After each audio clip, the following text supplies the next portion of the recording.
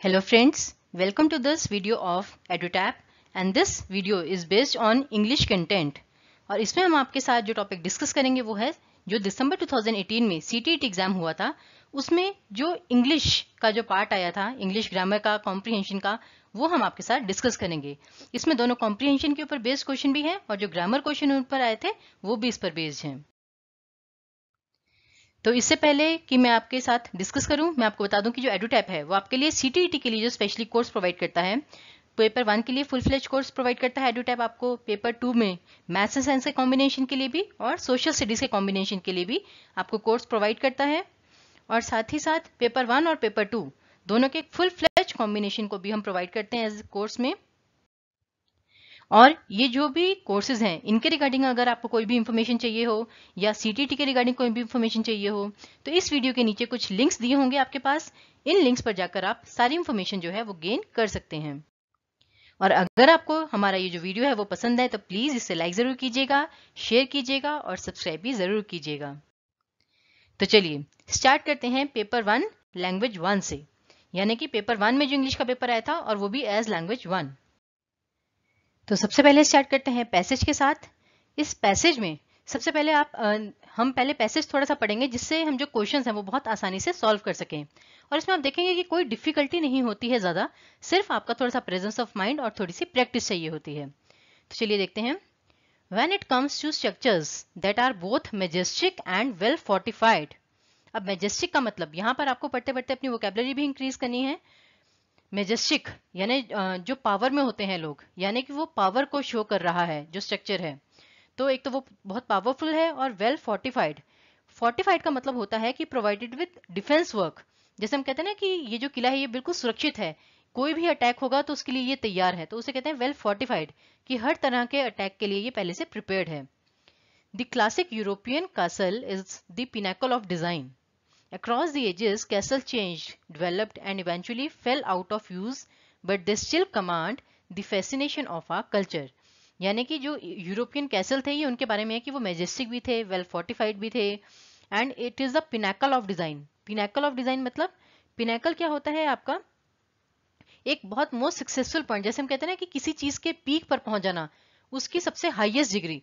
तो उसी तरह हम यहाँ पे कह सकते हैं कि जो यूरोपियन कैसल था उसके जो डिजाइन थे वो बहुत ही ज्यादा हाई लेवल के थे।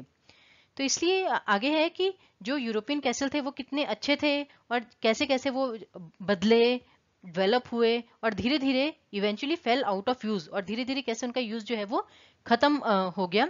लेकिन स्टिल फैसिनेशन, कल्चर की जो फैसिनेशन होती है उसको ये कमांड करते हैं, क्योंकि उसी से यूरोप की जो पावर है, मेजेस्टीज हैं, उनके बारे में पता चलता है। Castles were originally built in England by Norman invaders. As William the Conqueror advanced through England, he fortified key positions to secure the land he had taken. Castles also served as bases of operation for offensive attacks. Troops were summoned to organize around and deployed from castles. In this way, castles served both offensive and defensive roles. Not limited to military purposes, castles also served as offices from which the lord would administer control over his fiefdom. They would address disputes, handle business, feast and enjoy festivities. तो यहाँ से आपको idea लग गया होगा कि जो basic है, आपको क्या होता है कि कुछ फर्स्ट पैराग्राफ पढ़ के आपको आइडिया लग जाता है कि जो आर्टिकल है ये किस चीज के ऊपर है या पैसेज जो है, तो उससे आपको क्वेश्चन सॉल्व करने में बहुत आसानी हो जाती है। तो चलिए पहले क्वेश्चन पढ़ते हैं, पहले दो questions. Which one of the following is not a function of castle as expressed in the passage? Passage के ऊपर बेस्ड आपको बताना है कि कौन सा कैसल का फंक्शन नहीं है। और दूसरा क्वेश्चन है which one of the following best describes the main idea in paragraph 2? तो जो सेकंड पैराग्राफ है उसका मेन आइडिया क्या है इन चारों में से, तो इस टाइप के क्वेश्चन है। तो इसके लिए सबसे पहले हम ये क्वेश्चन दोबारा पढ़ें कि which one of the following is not a function of castle, कौन सा कैसल का फंक्शन नहीं है। कैसल सर्व बहुत ऑफेंसिव एंड डिफेंसिव पर्पसेस, ये तो हमने अभी पढ़ा था, ये तो था इसका। Castles served as symbol of power, आपको याद होगा हमने पढ़ा था मेजेस्टिक, मेजेस्टिक का मतलब ही होता है symbol of power. Castles were important social centres in medieval England, इसको हमें अभी थोड़ा पढ़ना पड़ेगा। And castles were the places where knights keep their best horses. अब देखते हैं ये भी कि हॉर्सेस के ऊपर बेस्ड है या नहीं।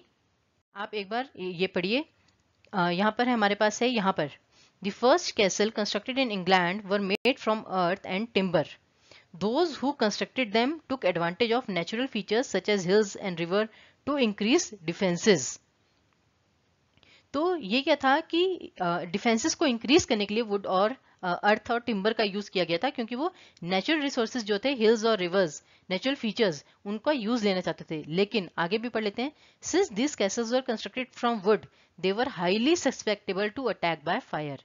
तो क्या होता है कि जो वुड होती है वो आग बहुत जल्दी पकड़ती है, तो इसलिए बाद में जो वुडन कैसल्स थे उन्हें they gradually replaced by stone which greatly increase the strength of this fortifications. तो क्या हुआ कि उससे फायर से बहुत खतरा था, तो बाद में उसे स्टोन से रिप्लेस कर दिया गया, क्योंकि जो स्टोन होते हैं वो लकड़ी की बजाय बहुत देर से आग पकड़ते हैं या नहीं पकड़ते हैं. तो चलिए अब यहाँ पर आते हैं. The original castles were first made from earth and timber because it takes a lot more time and energy to build stone castle. ऐसा नहीं. It did not occur to people to build castle out of stone. ऐसा भी कुछ नहीं. People did not realise how weak wooden castles would be against fire. ये बिल्कुल आपका correct option है. नेक्स्ट है wooden castles were converted to stone castles as. क्यों किया गया? Wooden castles take a longer time to build. ऐसा कुछ नहीं दिया हुआ. Wooden castles are uncomfortable. ऐसा भी कुछ नहीं. They offer better defence. ये सबसे बेस्ट है आपका ऑप्शन, क्योंकि वुडन जो कैसल्स थे वो भी डिफेंस प्रोवाइड करते थे, लेकिन जो स्टोन कैसल्स थे वो बेटर डिफेंस प्रोवाइड करते थे. बेस्ट नहीं लिखा हुआ, बेटर डिफेंस लिखा हुआ है. के लिए फिर एक बार थोड़ा सा पढ़ते हैं पैसेज को हम. जैसे कि यहाँ तक तो आपने आई गेस पढ़ ही लिया है कि क्या इसका मीनिंग था. नेक्स्ट है the demise of Castle's. Demise का मतलब क्या होता है कि एक तरह से एक व्यक्ति की या एक वस्तु की, जैसे हम कहते हैं थिंग की, वो डिप्लीशन होना, खत्म होना उस चीज का. The demise of castles will ultimately be attributed to gunpowder. During the 15th century, artillery became powerful enough to break these stone walls. तो क्या हुआ, धीरे धीरे कैसल्स खत्म क्यों हुए? गन पाउडर की वजह से. क्योंकि उससे क्या हुआ कि जो आर्टिलरी थी उसने जो स्टोन कैसल्स बने हुए थे उनको तोड़ने की उसमें क्षमता आ गई थी. Castles were then replaced by artillery forts that had no role in civil administration and country houses that were indefensible. Though castles no longer serve as their original purpose, remaining castles receive millions of visitors each year for those who wish to experience these majestic vestiges of a long time past. तो अब जो Castle's थे वो खत्म तो हो गए थे, लेकिन फिर भी उनकी जो वैल्यू थी वो बहुत ज़्यादा कम नहीं हुई. स्टिल वहाँ पर वो अपना ओरिजिनल पर्पस तो नहीं सॉल्व करते जो मिलिट्री एक्शन से रिलेटेड थे, लेकिन स्टिल उसमें बहुत सारे विजिटर्स आते हैं, तो एज अ विजिटर प्लेस वो बन गया है. तो यहाँ पर टाइटल्स क्या क्या हो सकते हैं? विलियम द कॉन्कर, ऐसा कुछ नहीं. Defending the castle, technologies use to defend, ऐसा भी कुछ नहीं. और short history of castles, the rise and fall of castles in England.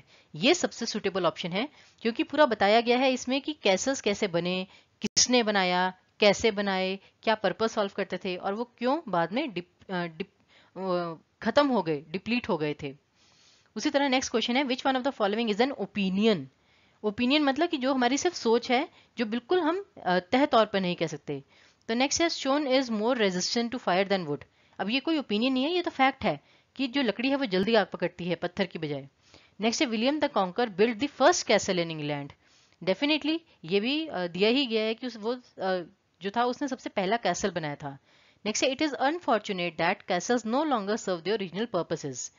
अब ये आप कह सकते हैं कि इट इज अनफॉर्चुनेट, कि ये बहुत दुर्भाग्य की बात है. अब ये सबके लिए दुर्भाग्य की बात नहीं हो सकती. जो विजिटर्स हैं उनके लिए तो ये फॉर्चुनेट थिंग है. तो it is just an opinion. तो इसलिए करेक्ट ऑप्शन है थर्ड ऑप्शन. हम देखते हैं लास्ट लाइन में, remaining castles receive million of visitors each year from those who wish to experience these majestic vestiges of a long time past. Majestic vestiges, vestiges का मतलब actually क्या होता है, जैसे रिमाइंडर, आउटस्कर्ट, फेरेगो या फिर क्रिएशन. हमें इसका मीनिंग जानना है. अब देखिए, आउटस्कर्ट का मतलब होता है आउटर पार्ट ऑफ टाउन. अब कैसल्स ऐसा तो थे नहीं कि बाहर बनाए जाते थे कुछ. फेरेगो, फेरेगो का मतलब होता है कंफ्यूज मिक्सचर, ऐसा तो कुछ है नहीं. क्रिएशन और रिमाइंडर आप समझ ही सकते हैं, मेजेस्टिक. तो अब ये मेजेस्टिक क्रिएशन है या मेजेस्टिक रिमाइंडर है? तो इसका बेटर जो ऑप्शन है वो आएगा रिमाइंडर, कि जो पुराने समय में जो राजा महाराजा किस तरह से रहते थे उन चीज़ों की एक तरह से रिमाइंडर. तो ये चीज़ है इसका करेक्ट ऑप्शन. उसी तरह नेक्स्ट है, choose a word which serves as a antonym of the word pinnacle. तो पिनेकल आपको याद होगा हमने पीछे पढ़ा था कि जैसे पिनेकल ऑफ डिजाइन, यानी कि डिजाइन के बिल्कुल हाईएस्ट पॉइंट पर. तो यहाँ पर जो क्रेस्ट होता है वो भी धरती की जो अपर लेयर होती है उसे क्रेस्ट कहते हैं। एपेक्स, एपेक्स भी एक तरह से होता है कि एक हाईएस्ट पार्ट ऑफ समथिंग। और स्टीपल, स्टीपल होता है एक हाई टावर, कि टावर का जो हाईएस्ट पॉइंट होता है, जैसे चर्च टावर होता है जो सबसे टॉप पे होता है। तो ये तीनों टॉप पॉइंट के लिए हैं। लेकिन नेडीर, नेडीर का मतलब क्या होता है? Most unsuccessful point. तो इसलिए इसका जो करेक्ट एंटोनिम है वो है फर्स्ट ऑप्शन। तो अब बढ़ते हैं नेक्स्ट पार्ट की तरफ। जैसे कि लैंग्वेज 1 में आप जानते हैं एक पोएम आती है, एक पैसेज। तो अब यहाँ पर पोएम आती है, पैसेज हम कर चुके हैं। पोएम है, my mother bore me in the southern wild and I am black but O my soul is white, white as an angel in the English child but I am black as if bereaved of light. तो ये इस type से है। तो हम question साथ साथ, यहाँ पर हमारे पास पोएम भी सामने ही है, तो हम क्वेश्चंस पर डायरेक्टली जाते हैं। The little black boy was born in, अब देखिए कितना इजी है। पहली लाइन में दिया गया है the mother bore me, bore me मतलब मेरी माँ ने जहां मुझे जन्मा, bore me in the southern wild. और ऑप्शन में आपके पास बिल्कुल क्लियर कट है, तो यहाँ पे इसका करेक्ट ऑप्शन है थर्ड ऑप्शन। उसी तरह नेक्स्ट है the little black boy wished that he could be. अब देखते हैं यहाँ पर, my mother bore me in the southern wild and I am black but O my soul is white. यानी कि उसका जो बच्चे का कलर है वो तो ब्लैक है, लेकिन वो कहता है मेरी आत्मा वाइट है, white as an angel in the English child. अब उसे एक्चुअली क्या है कि बहुत दुख हो रहा है कि मेरा कलर ब्लैक है, लेकिन जैसे इंग्लिश चाइल्ड जो होता है वो एंजल लगता है, वाइट कलर होता है उसका। तो उसी तरह चाहे उसका कलर वाइट नहीं है लेकिन उसकी आत्मा वाइट है। But I am black as if bereaved of light. bereaved का मतलब होता है कि जैसे किसी से बहुत दूर चले जाना, जैसे कुछ छीन लिया गया हो। तो जैसे लाइट भी उससे बहुत दूर चली गई है, इसलिए वो ब्लैक है। तो यहाँ पर है कि जो लिटिल ब्लैक बॉय है वो क्या चाहता है कि वो क्या बने, एजुकेटेड, ओल्डर, फ्री या फिर वाइट। तो इसका भी बहुत क्लियर ऑप्शन है फोर्थ ऑप्शन, कि वो वाइट बनना चाहता है। उसी तरह आपका नेक्स्ट क्वेश्चन है कि the mother of the little black boy says his dark skin and face are. तब इसके लिए आगे पढ़ना पड़ेगा हमें। My mother taught me underneath a tree, यानी कि एक पेड़ के नीचे बैठे बैठे मेरी मदर ने मुझे बताया, and sitting down before the heat of day she took me on her lap and kissed me, यानी अपनी गोद में बिठाया, and pointed to the east began to say look on the rising sun, there God does live and he gives his light and gives his heat away. कि वो देखो rising sun को, वो हमारे लिए जीता है, वो अपनी लाइट भी हमें दे देता है, गर्मी भी हमें दे देता है। And flowers and trees and beast and man receive comfort in morning joy in the Noon day. यानी कि जो गॉड है वो हमें इतना सब कुछ देता है और वो हमें प्यार करना सिखाता है, प्यार देना सिखाता है। And we are put on earth a little space that we may learn to bear the beams of love. तो जो गॉड हमें इतना सब कुछ, या नेचर जो हमें लव दे रहा है, हम यहाँ पर अर्थ पर इसलिए भेजे गए हैं जिससे कि हम उस लव को फील कर सकें। And these black bodies and the sun burned face is but a cloud like a shady grove. और ये जो तुम्हारी ब्लैक बॉडीज हैं, या जिसे आप सन बर्न्ड फेस भी कह सकते हैं, इज बट अ क्लाउड, एक बादल की तरह है। बादल की तरह मतलब कि जैसे कहते हैं ना कि जो बादल होता है वो सूरज को थोड़ी देर के लिए ढक लेता है नकाब की तरह, लेकिन बाद में हट जाता है। तो उसी तरह तुम्हारी ये जो बॉडी है ये भी एक तरह से क्लाउड की तरह है, जो कि वैसे तुम्हारे ऊपर छाई हुई है, लेकिन ये सिर्फ एक नकाब है। लेकिन तुम्हारी जैसे सोल वाइट है, तुम्हें हर चीज को एंजॉय करना है, लव को फील करना है गॉड के। तो the mother of the little black boy says his dark skin and face are a blessing, a well, a curse या फिर अ क्लाउड। अब ब्लेसिंग तो नहीं है, कर्स भी नहीं है। कर्स का मतलब होता है शाप। नेक्स्ट है कि ये एज अ क्लाउड। अब क्लाउड जो है वो लास्ट लाइन में हमारे पास दिया तो गया है कि it is but a cloud, लेकिन उसका एक्चुअल मीनिंग वो नहीं है। जो उसकी डार्क स्किन और फेस है वो it is actually a wheel. Wheel का मतलब होता है कि एक तरह से आपके ऊपर जो नकाब छाया हुआ है। उसी तरह है the phrase like a shady Grove is, shady Grove कहाँ है, लास्ट लाइन में, like a shady Grove is a metaphor, simile, alliteration और पर्सोनिफिकेशन। तो like a shady Grove, shady मतलब जिस पर एक छांव पड़ी हुई है, जो भी किसी चीज से ढका हुआ है, शेड आई हुई है, एक परछाई पड़ी हुई है। तो इसलिए ये जो है, और लाइक अ, तो लाइक जहाँ पे है दैट मीन्स कि किसी चीज से कंपेयर किया हुआ है, तो वहां पर हमेशा सिमिली आती है, क्योंकि लाइक वर्ड है। हाँ, पर्सोनिफिकेशन तब आता है जैसे लिखा है sun burn face is but a cloud. जो सन बर्न फेस है उसे क्लाउड के साथ कंपेयर किया गया है, वो मेटाफर भी हो सकता है आपका और पर्सोनिफिकेशन भी हो सकता है, लेकिन मेटाफर वो ज्यादा आएगा। लेकिन लाइक अ शेडी ग्रोव आपका डेफिनेटली अ सिमिली है। नेक्स्ट क्वेश्चन है, through the phrase as if bereaved of light the poet hints at. अभी जो फ्रेज है ये हमारे पास था फर्स्ट पैराग्राफ में, last line, but I am black as if bereaved of light. ये क्या शो करता है, पोएट क्या जताना चाह रहा है? Low self esteem of child, lack of hope for the future, colour of the boy, या ऑल ऑफ द अबव। इसमें जो पोएट है वो क्या चीज हिंट कर रहा है? एक्चुअली वो हिंट कर रहा है कि जैसे जो बच्चा है वो दुखी है कि मैं ब्लैक हूं लेकिन मेरी जो सोल है वो वाइट है।